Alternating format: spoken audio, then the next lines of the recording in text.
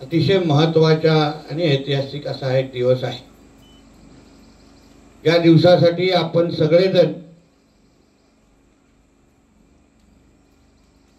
प्रयत्न करत होतो, तयारी करत होतो। तो शेवटी आपल्या हक्काच्या भूखंडाचा वाटपाचा कार्यक्रम आज आपण त्याचा शुभारंभ करत आहोत।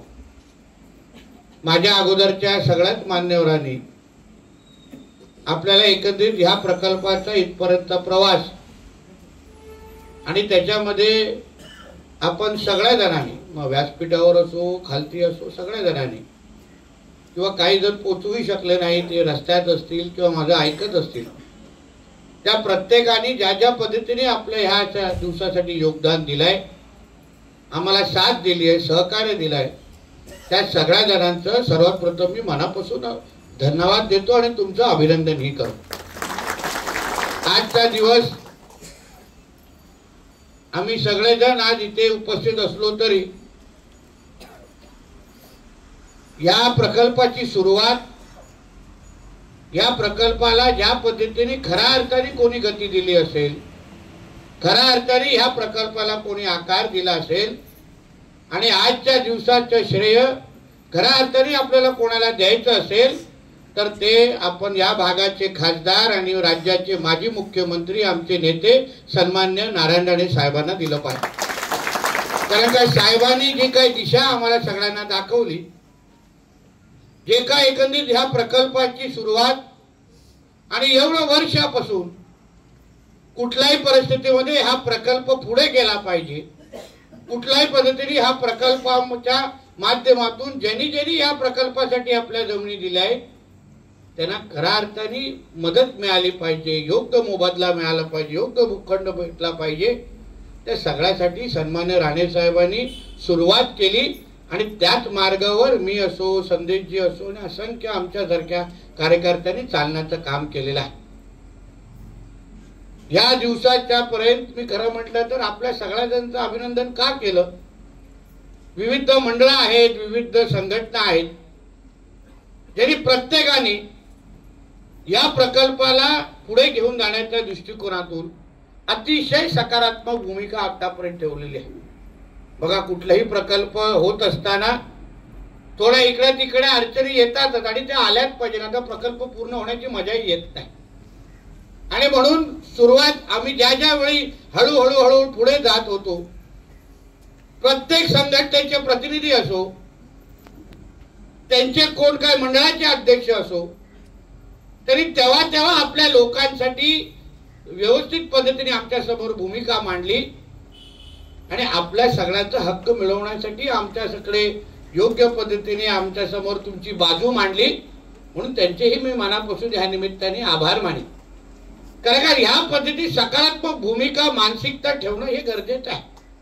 शेवटी प्रकल्प झाला पाहिजे ही मानसिकता महत्वाची, नाहीतर असंख्य प्रकल्प तुम्ही पहा सुरुवात होतात पण कुठल्या ना कुठल्या तरी कारणामुळे पूर्णच होत नाहीत। अशी असंख्य उदाहरणं आपल्या देशामध्ये आपल्याला ऐकायला मिळतात। पण हा प्रकल्प पूर्ण झाला पाहिजे, पाण्याचा प्रश्न सारखा महत्वाचा प्रश्न सुटला पाहिजे आणि त्या निमित्ताने ज्यांनी याच्यासाठी योगदान दिलंय त्यांना आपला हक्क मिळाला पाहिजे। ही जी काय मूळ भूमिका होती त्यानुसार आपण आतापर्यंत आपण प्रवास करत आलेलो आहे। या निमित्ताने मी आवर्जून आमचे राज्याचे मुख्यमंत्री आदरणीय देवेंद्र फडणवीस साहेब असो, आमचे उपमुख्यमंत्री ज्यांनी आपल्या मुख्यमंत्र्यांच्या कालावधीमध्ये या प्रकल्पासाठी असंख्य बैठका घेतल्या, ते आदरणीय आमचे एकनाथ शिंदे साहेब असो, आमचे या खात्याचे मंत्री आदरणीय गिरीश महाजन साहेब असो आणि मंत्रालय स्तरावरील जेवढे अधिकारी होते, ज्यांनी आमची भूमिका समजून घेतली, ज्यांनी आमचे हट्ट पुरवले, ज्यांना आम्ही सांगितलं की साहेब कुठल्याही परिस्थितीमध्ये कोणावरही अन्याय होता कामा नये, सगळ्या जणांचं मी ह्या निमित्ताने मी धन्यवादही देईन। कारण का नाहीतर आजचा दिवस शक्यच नव्हता। तुम्ही संदेशजींना विचारा, ढवळजींना विचारा, असंख्य बैठका घ्यायला लागायच्या, कुठे ना कुठेतरी कोणतरी अडचण, कोणाचे काहीतरी प्रश्न उभे राहायचे, कोणाचे काहीतरी मागण्या उभ्या राहायच्या, पण आम्ही एक ठरवलं की कोणालाही नाराज करायचं नाही। प्रत्येकाचं ऐकून घ्यायचं, त्यांना शासनाची भूमिका समजवायची, कायदेशीर जे बाबी आहेत, कायद्यामध्ये जी तरतूद आहे त्या प्रत्येक गोष्टी आपल्यापर्यंत पोहोचवण्याची भूमिका आम्ही लोकांनी घेतल्यामुळे आज बघा प्रत्येकाच्या चेहऱ्यावर समाधान वाटतं. प्रत्येकाला वाटते की नाही बाबा आम्हाला आमच्या हक्काचं जे काय आम्हाला अपेक्षित होतं ते आम्हाला मिळणारच. हा विश्वास तुम्ही आज शासनावर ठेवल्याबद्दल आम्ही निश्चित पद्धतीने समाधान ना. शेवटी लोकप्रतिनिधी म्हणून आपले सेवक म्हणून आमची भूमिका एवढी असते की बाबा तुम्हाला नाराज करता कामा नये. तुमच्या प्रत्येक गोष्टी आम्ही ऐकल्या पाहिजे. जिल्हाधिकाऱ्यांचं पण मी आणि आमचे त्या खात्याचे जे काही जाधवजी आहेत सगळ्या जणांचं मी आमच्या अपर जिल्हाधिकारी आहेत त्या सगळ्या जणांचं मी धन्यवाद दे. सकारात्मक मानसिकतेचे अधिकारी अगर असतील ज्याला खऱ्या अर्थाने तो प्रश्न सोडवायचा आहे, खऱ्या अर्थाने नियमाच्या अनुसार लोकांना न्याय द्यायचा आहे तर कुठलीही अडचण येत नाही. याचं उत्तम उदाहरण हा नळडवे प्रकल्प आहे. म्हणून जिल्हाधिकारी सकट सगळ्या जणांचं मी आम्ही धन्यवाद. म्हणून धन्यवाद देण्याची रांग बघा केवढी मोठी आहे. तर त्याशिवाय आजचा दिवस उजाडलाच नसता, तुमच्यापर्यंत येण्याची संधी झाली नसती. आपण भांडतच राहिलो असतो, काही ना काहीतरी एक दुसरा प्रश्न उभारत असतो. मी मुद्दामून म्हणून ढवळजींना सगळ्यांचे माझ्या जिल्हाधिकाऱ्यांचे सत्कार संपले, मी त्यांना बोलवलं बाबा आमचे ठीक आहे पण प्रमुख सत्कार तर राहिलाय त्यांचा तरी करा. तर म्हणून मी आमच्या संदेश सावंतींचा सत्कार करायला लावला. कारण का खऱ्या अर्थाने माझ्या पाठपुरावा करून शेवटी आम्ही 10 गोष्टी मागे पळत असतो पण आमच्या ह्यांच्यासारखे जे सहकारी आहेत जे मागे लागू का नाही हा नळडवेचा प्रश्न सुटलाच पाहिजे, लोकांना त्यांचे अधिकार भेटलेच पाहिजे, यासाठी खऱ्या अर्थाने कोणी भूमिका आणि मेहनत केली असेल, पाठपुरावा केला असेल तर ते माझे सहकारी संदेशजी सावंत आहे. याचा हक्काने मी तुम्हाला सांगू शकतो. म्हणून अशाच पद्धतीने सगळ्यात सकारात्मक भूमिके मानसिकतेचे लोक आपण एकत्र आलो आणि बघा आजचा दिवस चांगल्या पद्धतीने उजळला. आणि हे तर सुरुवात आहे. 799 भूखंड अजूनपर्यंत द्यायचे आहेत आणि आज 2च भागाचे भूखंड देण्याची प्रक्रिया फक्त आम्ही लोकांनी सुरू केली. आता शेवटपर्यंत जोपर्यंत प्रत्येक व्यक्तीला त्याचा अधिकार भेटत नाही, त्याला त्याची मागणी जी काय त्यांनी अपेक्षा ठेवली ती पूर्ण होत नाही तोपर्यंत आम्ही काय ह्याचे पाठ सोडणार नाही. काय लोकांनी भूखंड मागितलाय, काय लोकांचे मोबदले द्यायचे, सगळ्या जणांना प्रत्येकाला. कारण का मला काही लोकांनी मुंबई मंडळाचे काही व्हॉट्सअप ग्रुप साहेब दाखवले, त्यांनी बोलाले बाबा भूखंडाचे ठीक आहे आमचा मोबदला तर भेटणार ना, विचार करा तुझ्या मंत्र्याला. सगळ्या प्रत्येकाला सांगेल ज्याचे मोबदले मिळतील, ज्यांचे भूखंडे मिळतील, प्रत्येकाला समाधान करण्याचं काम आमचं महायुतीच्या सरकारच्या माध्यमातून होईल. आता एवढे मोठे भूखंड भेटतात त्या तुलनेने ढवळसाहेब टाळ्या फार कमी पडतात ना, भूखंड थोडं कमी केले पाहिजे. आता भूखंड देतोय, घर देतोय तर हात तर आपण हळू हळू हळू, टाळ्या पण व्यवस्थित पडत नाही. हा काय हो मुंबईवाले आले म्हणून थोडा आळस झालाय वाटत, प्रवासाने कंटाळले आणि म्हणून या निमित्ताने तुम्हाला विश्वास देतो कुठलेही किंतु परंतु मनामध्ये बिलकुल ठेवू नका. आम्हालाही देशाच्या समोर एक आदर्श निर्माण करायचा आहे. हा प्रकल्प आदरणीय पंतप्रधान मोदी साहेबांच्या दृष्टिकोनातून फार महत्वाचा प्रकल्प आहे.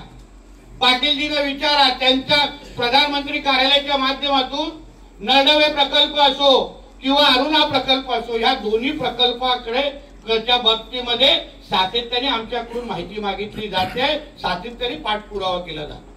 जेव्हा जेव्हा अडचणी येतात तेव्हा लगेच आमचे गिरीश महाजन साहेब फोन करतात आणि आम्हा लोकांना सांगतात की नितेशजी प्रधानमंत्री कार्यालयातून माहिती मागितली जाते, त्याला तुम्ही लवकर हा प्रश्न सोडवा.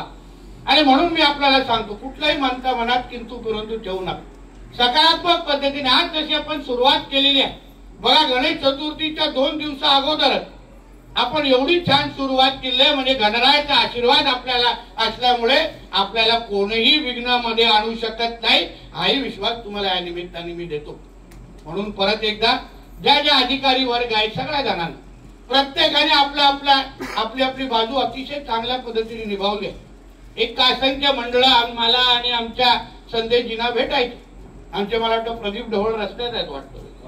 तेही जेव्हा मुख्यमंत्री जेव्हा आमचे एकनाथ शिंदेजी होते तेव्हा शिंदे साहेबांच्या समोर काही भूमिका आमच्या समोर काही बैठका तेव्हा त्या निमित्ताने झाल्या, पण तेव्हाचे जेव्हा जे आमचे जिल्हा पुनर्वसन अधिकारी होते मॅडम तुमच्या अगोदर, त्यांनी फार प्रॉब्लेम करून ठेवले. माझ्या भाषेत केले तर वाट लावून टाकलेली.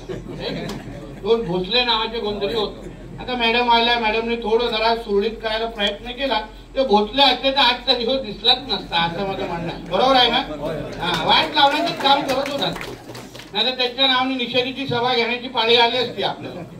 म्हणजे चांगले सकारात्मक अधिकारी का लागतात? आपण जेव्हा आपल्या खिशातला काय मोबदला देत नाही, आपल्या पगाराचे काय अधिकारी देत नाही, शासन आहे. शासन ज्या पद्धतीने ठरवतं त्या पद्धतीने तुम्हाला मदत मिळते. आणि शासन महायुतीचं सरकार म्हणून, आमचे फडणवीस साहेब म्हणून अगं सगळ्याच्या सगळ्या काय सकारात्मक असतील. फडणवीस साहेबांना जेव्हा मी ह्याबद्दल पूर्ण माहिती द्यायचो, ते कोणालाही नाराज करायचं नाही. प्रत्येकाला आपल्याला समान करून काय असेल शासनासमोर तू आणि गिरीश महाजनजी तुम्ही बसा आणि व्यवस्थित पद्धतीने चांगलं काम त्या लोकांना समाधान करा. आज बघा, खरं म्हणतं मी स्वतःला नशिबान समजतो, ज्या प्रकल्पाची सुरुवात आणि मुहूर्तमेढ माझ्या वडिलांनी झाली, पालकमंत्री म्हणून मला भूखंडाचे वाटप करण्याची संधी मला मिळाली, तर मी स्वतःला नशिबान. आणि म्हणून आमच्या खांद्यावर जबाबदारी आहे. तुम्ही संदेशजींना विचार साहेब, जेव्हा जेव्हा भेटतात आम्हाला दोघांना, त्या मॅडमला किंवा ढवळजींना विचारतात तेव्हा त्याचं काय झालं, कुठे अडकलं. आमचा हेडमास्टर एवढा कडक असल्यामुळे आम्हाला काही स्कोप राहत नाही. आम्हाला लगेच समोर जाऊन उत्तरं द्यायला लागतात. आणि म्हणून त्याची काही तुम्ही किंतु परंतु ठेवू नका. सगळ्या अधिकाऱ्यांना चांगल्या पद्धतीने माहिती आहे की प्रकल्प वेळेत पूर्ण करण्याचं काम हे मी माझ्या कारकिर्दीमध्ये करणार. आमच्याकडे वेळ घालवण्याचा प्रकार होत नाही आणि मी ते सहन करत नाही. आणि आता मंत्रालयामध्ये मी स्वतः बसलेलो आहे. गिरीश महाजन साहेब स्वतः तिथे आहेत. काही तुम्ही चिंता करू नका. कुठेही काय अडथळा असेल आम्ही बसलेलो आहे म्हणतात. तुमच्या सेवेसाठी तिथे बसलेलो आहे.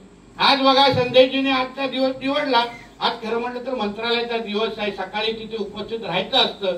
पण मी त्यांना सांगितलं की बाबा, पहिलं तुमचे लोकांचं भूखंड वाटप करायला येतो आणि मग मंत्रालयाच्या दिशेने जातो. कारण का तुमच्या चेहऱ्यावर हा जे काही समाधान पाहायला मिळत आहे ना, ह्याच्यापेक्षा मोठं पद नाही किंवा सुख नाही, हेही आवर्जून तुम्हाला या निमित्ताने.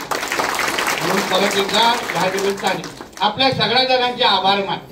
अवघड असतं खरं म्हणलं, कारण की काय असतं, सोशल मीडियाच्या जमान्यामध्ये हे व्हॉट्सअप जेवढं चांगलं आहे तेवढं वाईट पण आहे. कोण काय आपले तिथे काय लोकांना फावल्या वेळामध्ये मोठे मोठे लेख लिहायला आवडतात, ते आपले लिहितात. मोठे मोठे प्रकल्पाची ग्रासरूटची काहीच माहिती नसते पण आपले लिहितात. पण तरीही प्रत्येकाने ह्याच्यामध्ये सकारात्मक भूमिका ठेवली हे महत्वाचं आहे. प्रत्येकाला वाटलं की नाही, हे शासनच आमचं काम करू शकतं. नितेश राणे असतील, संदेशजी असतील, हे सगळेजण एकत्र येऊन आमचं काहीतरी चांगलं करू शकतात. ही भूमिका तुमच्या प्रत्येकाची असल्यामुळे मी मनापासून परत परत तुमच्या सगळ्यांचे आभार मानतो. ही प्रक्रिया आता सुरू होते. कुठेही न थांबणारी सगळी प्रक्रिया असेल. भूखंड वाटप तुमच्या अपेक्षेप्रमाणे आणि मोबदला तुमच्या अपेक्षेप्रमाणे व्यवस्थित वेळेत पद्धतीने वाटप होणार, एवढा शब्द तुम्हाला मी आजच्या निमित्ताने देतो. परत एकदा आपल्या सगळ्या शासनाचे सगळे अधिकाऱ्यांचे आभार मानतो. इथेच थांबतो. जय हिंद, जय महाराष्ट्र.